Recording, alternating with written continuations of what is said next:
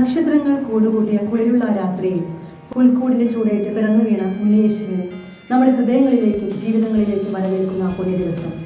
Christmas ആഘോഷിക്കുന്നതും പങ്കുവയ്ക്കുന്നതും ക്രിസ്തുവിന്റെ ജനനം മാത്രമല്ല, നേരെ മറിച്ച് ക്രിസ്തു ജീവിതം കൊണ്ട് നമ്മെ പഠിപ്പിച്ച സ്നേഹവും സാഹോദര്യവും സഹിഷ്ണുതയും അതിലുപരി മനുഷ്യത്വവും മാനവികതയുമാണ്. വിശുദ്ധ യോഹന്നാൻ എഴുതിയ സുവിശേഷം 3-ാം അധ്യായം 16-ാം വാക്യത്തിൽ ഇങ്ങനെ പറയുന്നു: എന്തെന്നാൽ അവനിൽ വിശ്വസിക്കുന്ന ഏവനും നശിച്ചു പോകാതെ നിത്യജീവൻ പ്രാപിക്കുന്നതിന് വേണ്ടി തന്റെ ഏകജാതനെ നൽകുവാൻ തക്കവിധം ദൈവം ലോകത്തെ അത്രമാത്രം സ്നേഹിച്ചു.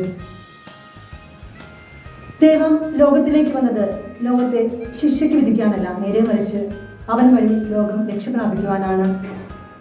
അന്ധകാരത്തിൽ കഴിഞ്ഞിരുന്ന ജനം വലിയൊരു പ്രകാശം കണ്ടു. പക്ഷേ ആ പ്രകാശത്തെ തിരിച്ചറിയുവാനായിട്ട് നമുക്ക് ഓരോരുത്തർക്കും സാധിക്കുന്നുണ്ടോ എന്ന വസ്തുത നാം ഈ അവസരത്തിൽ ചിന്തിക്കണം.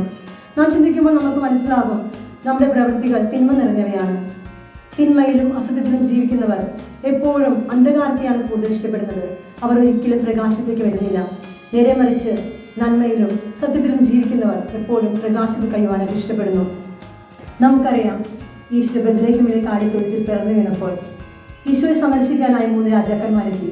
പൊന്നും നീറയും കുന്തിരിക്കവുമായി അവർ ഈശോയെ സന്ദർശിക്കുവാനെത്തുമ്പോൾ അവർക്ക് വഴികാട്ടിയായത് ഒരു നക്ഷത്രമായിരുന്നു.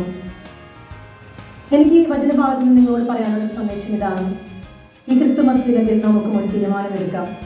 മറ്റുള്ളവരെ നന്മയിലേക്ക് നയിക്കുന്ന ഒരു നക്ഷത്രമായി ഞാൻ മാറുമെന്ന്. അതുപോലെ സ്നേഹത്തിലും സമാധാനത്തിലും സന്തോഷത്തിലും അതിലുപരി വിശ്വാസത്തിലും ഒരു ജീവിതം നയിച്ചുകൊണ്ട് നമുക്ക് മറ്റുള്ളവർക്ക് മാതൃകയാകാം. ആഗതമായിക്കൊണ്ടിരിക്കുന്ന ക്രിസ്തുമസിന്റെയും പുതുവത്സരത്തിന്റെയും എല്ലാവിധ ആശംസകളും നേരുന്നു. Happy Christmas and happy new year.